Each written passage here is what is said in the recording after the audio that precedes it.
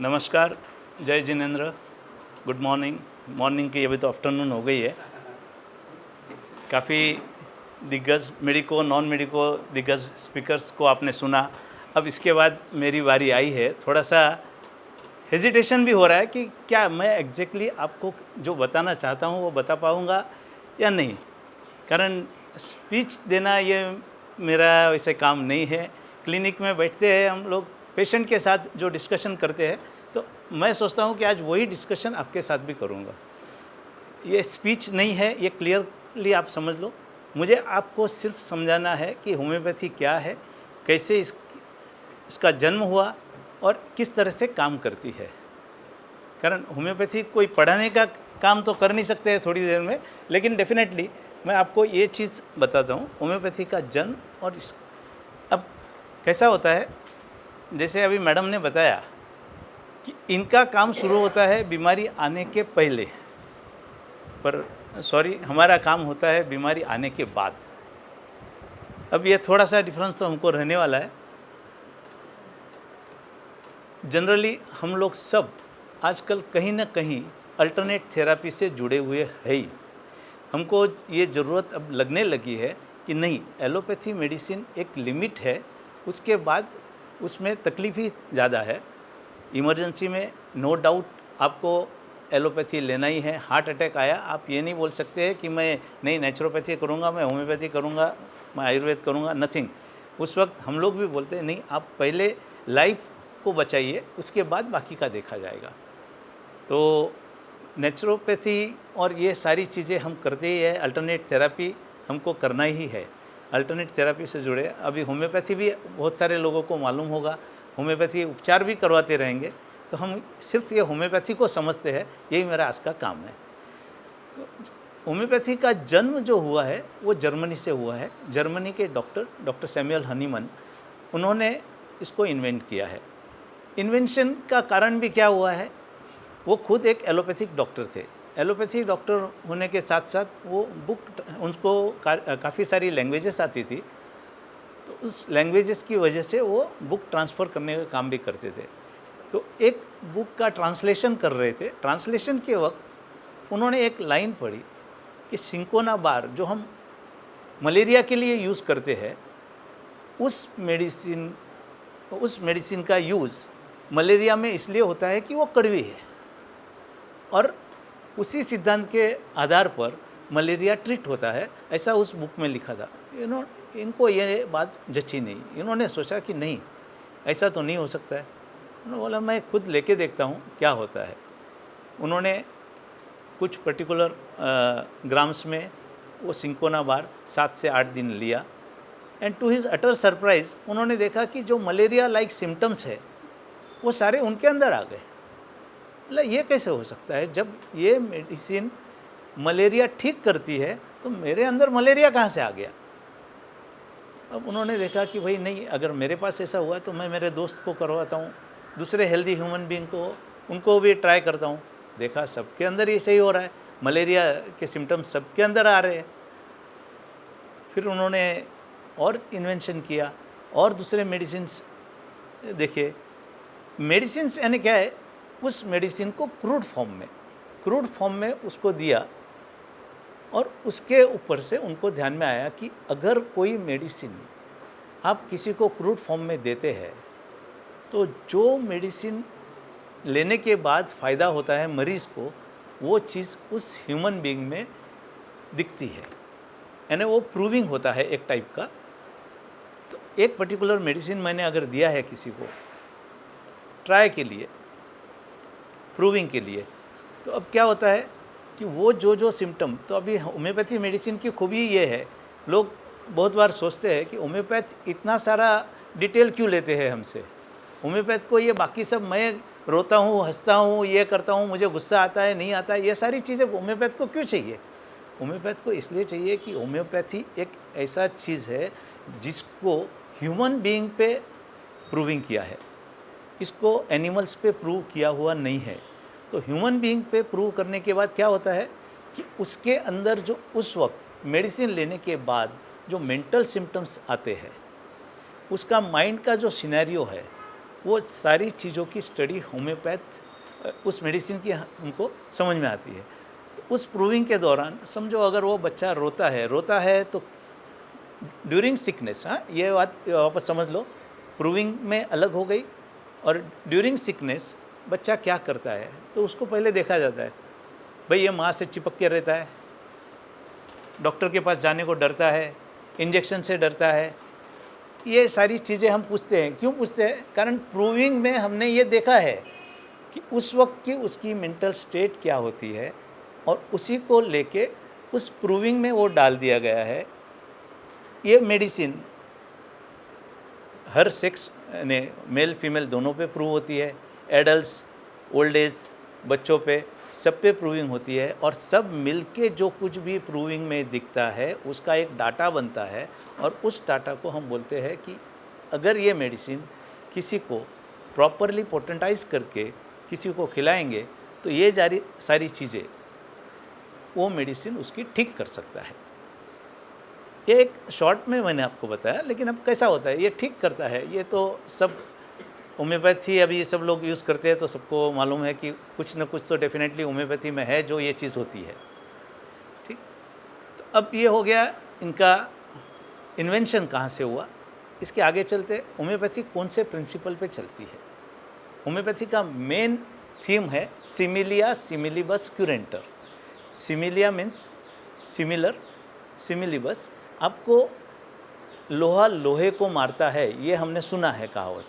यही होम्योपैथी कहती है कि अगर आपको किसी पेशेंट का मलेरिया ठीक करना है तो ऐसी मेडिसिन उसको देनी पड़ेगी जिससे मलेरिया उत्पन्न होता है, उसको सिलेक्ट करना है। पर उसको सिलेक्ट करते वक्त फिर आता है एक क्वेश्चन कि हर पेशेंट, अगर मलेरिया के 10 पेशेंट है तो क्या सबको सेम मेडिसिन आएगी?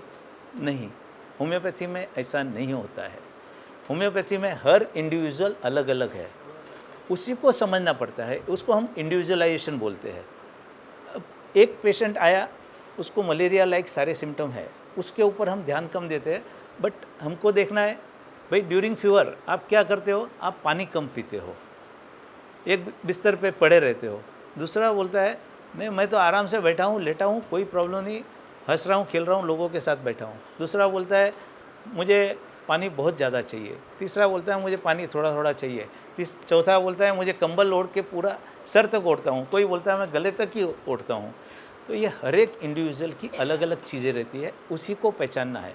तो हम ऐसा लेबल नहीं लगा सकते। मलेरिया है, जैसे बुखार है, पैरासीटामोल दे दिया, हर बुखार के पेशेंट को पैरासीटामोल ब्लाइंडली दे सकते हैं, कोई भी दे सकता है। पर होम्योपैथी में ऐसा नहीं होता है। होम्योपैथी में हर पेशेंट को आपको अलग अलग नज़र से देखना पड़ेगा, उसके अंदर अलग क्या है वो निकालना पड़ेगा।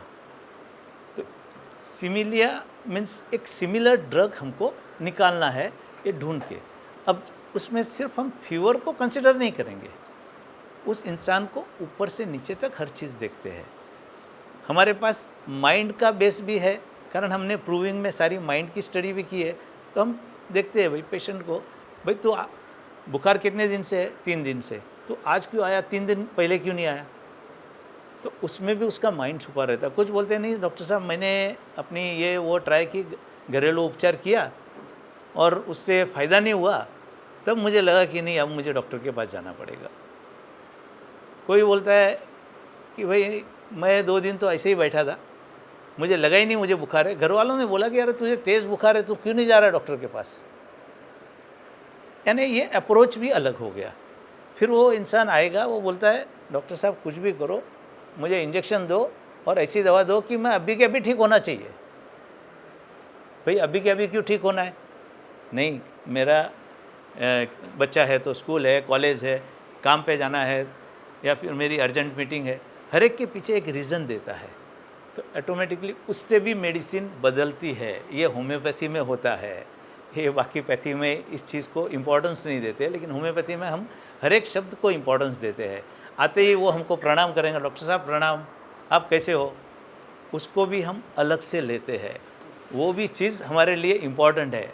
उसकी एंट्री, ये कोई बोलता है हाँ डॉक्टर साहब कैसे हो, वो एक अप्रोच अलग हो जाता है। तो हर स्टेज पे मेडिसिन बदलती है। ये होम्योपैथी का। तो इसमें से हमको सिमिलर मेडिसिन निकालना है, उस पेशेंट को क्या सिमिलर है वो निकालना है। फिर आता है लॉ ऑफ सिंपल।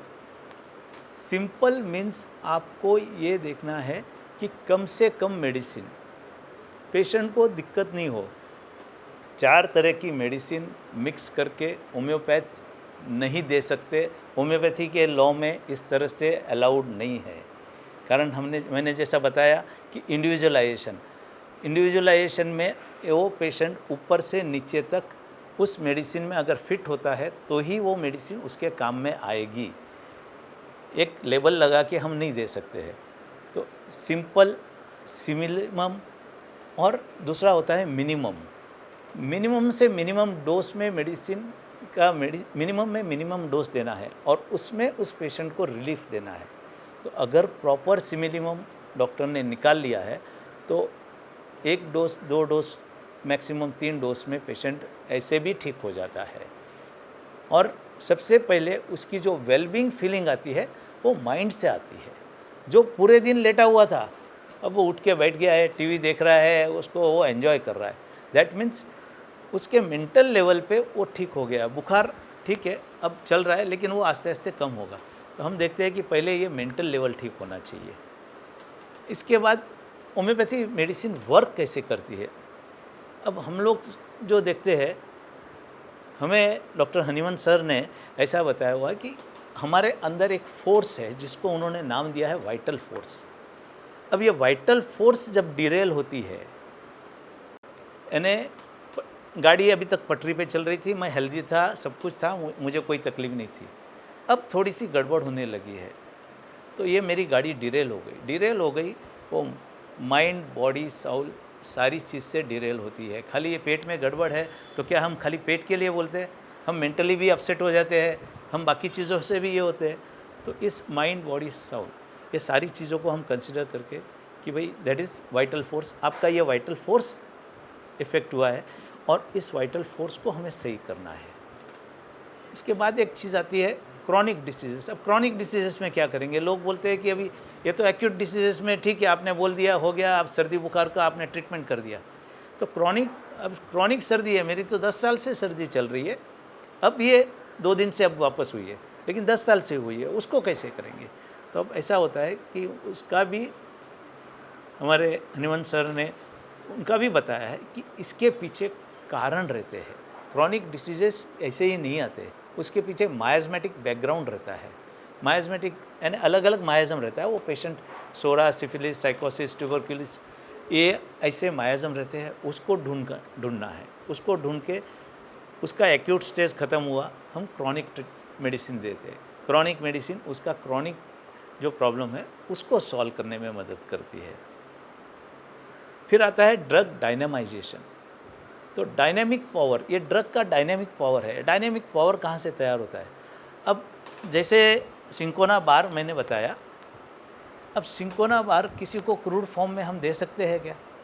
ऐसे तो कोई लेगा भी नहीं, इतना कड़वा भी है और क्रूड फॉर्म में खाएंगा तो और मुश्किल हो जाएगी। तो होम्योपैथी में ऐसा नहीं है। मिनिमम से मिनिमम डोज कैसे जाएगा? तो जैसे हम पोटेंसी बोलते हैं, फर्स्ट पोटेंसी कहाँ से तैयार होती है?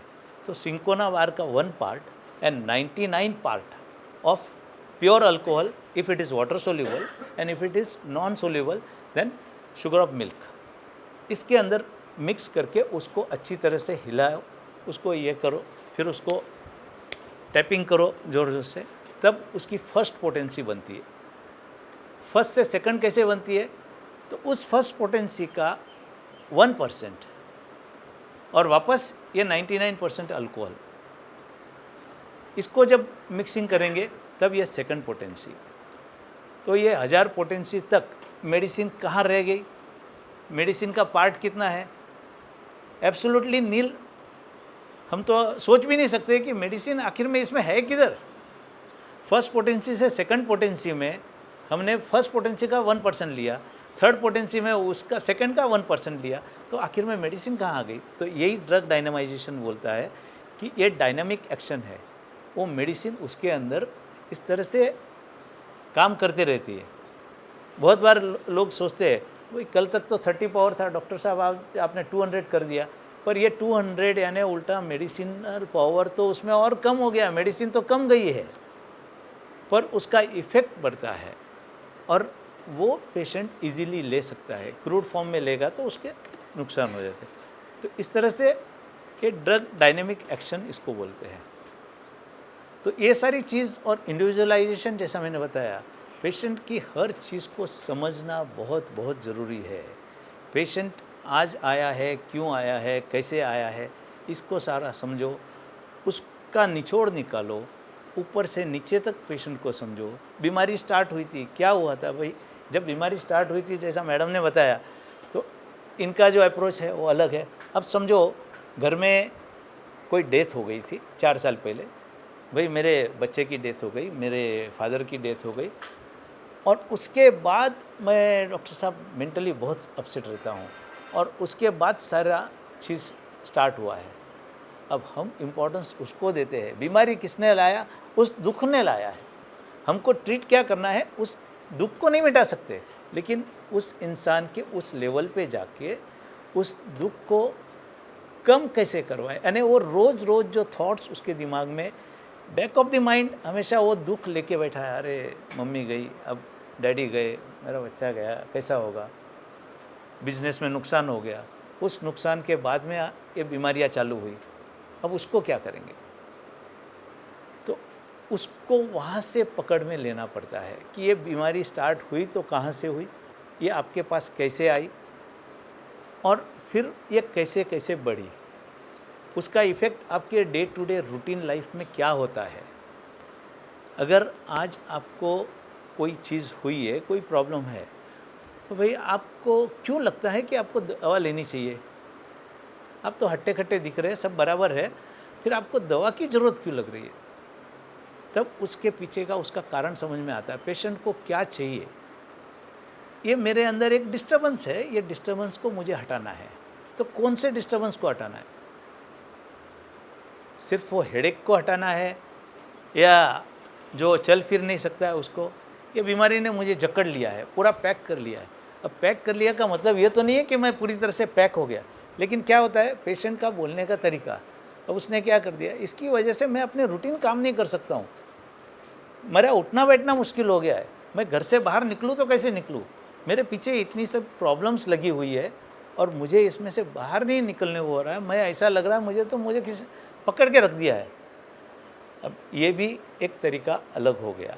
यानी इस तरह से होम्योपैथी के अलग अलग दरवाजे खुलते हैं, अलग अलग चीज़ें हैं, उसी को पहचानना एक होम्योपैथ का काम है।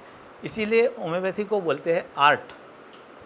ये आर्ट जिसके पास आ गई, आज ऐसा है कि 100% ये आर्ट किसी के पास नहीं आ सकती, कारण इतने माइन्यूटेस्ट पॉइंट है और इतनी सारी रेमेडीज़ है, उसको डिफ्रेंशिएट करना हमारे पास वैसे इसके लिए रिपर्टरी रहती है। हम आपसे सब सुन के क्या करते हैं तो रिपर्टराइज करते हैं, रिपर्टरी में देखते हैं। आजकल तो कंप्यूटर का ज़माना है, तो कंप्यूटर पे सब कुछ फटाफट बटन दबा दो, आपको समझ में आता है। लेकिन उसके पहले आप पकड़ो तो सही कि पेशेंट तकलीफ़ कहाँ है, सिर्फ वो फीवर को नहीं, ये फीवर आया कहाँ से। डॉक्टर साहब ऐसा था कि कल मैं वहाँ पे गया और मैं तीखा तला हुआ खाता हूँ तो मुझे तकलीफ़ होती है, ये मुझे मालूम था, पर वो इतना टेस्टी था कि मेरे से रहा नहीं गया। मुझे मालूम था मैं कल बीमार होने वाला हूँ, पर कंट्रोल नहीं कर पाया, तो मैंने खा लिए और आज सच में ये तकलीफ़ हो गई। बस ये इतना स्टेटमेंट है, उसके लिए एक ही मेडिसिन है, भाई ओपियम दे दो, बात ख़त्म हो गई। अब ज़्यादा सोचने की ज़रूरत नहीं, भाई तू आज किस लिए आया है, क्या आया है, वो नहीं। यहाँ पे उसका माइंड क्या बोलता है, पेशेंट आते ही बोल देता है ना, वो सीधा सीधा खुला बोल देता है कि ये हुआ, मेरे से कंट्रोल नहीं हुआ, मैंने खा लिया, मुझे मालूम था, इसके बाद भी मैं खट्टा खाता हूँ, मुझे तकलीफ़ होती है, पर मेरे से रहा नहीं गया, मैंने खा लिया। इमीडिएट मेडिसिन उस पर से होती है। तकलीफ़ उसको क्या हुई, पेशेंट सिम्टम क्या लेके आया, ये हमारे लिए सेकेंडरी हो जाता है। आया कैसे, क्यों आया, इसको हम इम्पोर्टेंस देते हैं। इसलिए होम्योपैथी में जैसा मैंने बताया मिक्स मेडिसिन काफ़ी सारे डॉक्टर्स देते हैं, पर in principle of homeopathy this is not allowed. आप एक इंसान को ऊपर से नीचे तक एक मेडिसिन में फिट करना सीखो। अगर उसको आप एक मेडिसिन में फिट नहीं कर सकते हो तो कहीं ना कहीं वो डॉक्टर की गलती है, वो उसको पकड़ नहीं पा रहा है। वहाँ पर जब मैं ऊपर से नीचे तक बोलता हूँ तो उसका मेंटल लेवल भी उसी मेडिसिन में फिट होना चाहिए। अगर उसका मेंटल लेवल उस मेडिसिन में फिट नहीं हो रहा है तो भी वो मेडिसिन पार्शियली एक्ट करेगी, वो प्रॉपर एक्ट नहीं कर सकती है। इसको हम बोलते हैं पार्शियली एक्टिंग रेमेडी। आपका मैंने फीवर उतार दिया, फीवर उतार के नहीं फ़ायदा, कमजोरी तो नहीं गई आपकी। अब ये कमजोरी का क्या, इसके लिए फिर अलग मेडिसिन दो, फिर ये करो। तो जैसा मैंने बताया कि पहले तो मेरा ये रहेगा कि मेंटल लेवल पे अच्छा लगे, फिर फिज़िकल लेवल पे, तब जाके वो पेशेंट पूरा ठीक हुआ है ऐसा हम बोल सकते हैं, लेकिन उसके पहले नहीं बोल सकते हैं। तो ऐसी सारी चीज़ें ये होम्योपैथी में है। बहुत सारे विस्तार से इसमें बात कर सकते हैं, पर मुझे लगता है कि बहुत ज़्यादा इसमें बोल के ये फ़ायदा नहीं। बेसिक आइडिया मैंने होम्योपैथी के बारे में आपको दी है।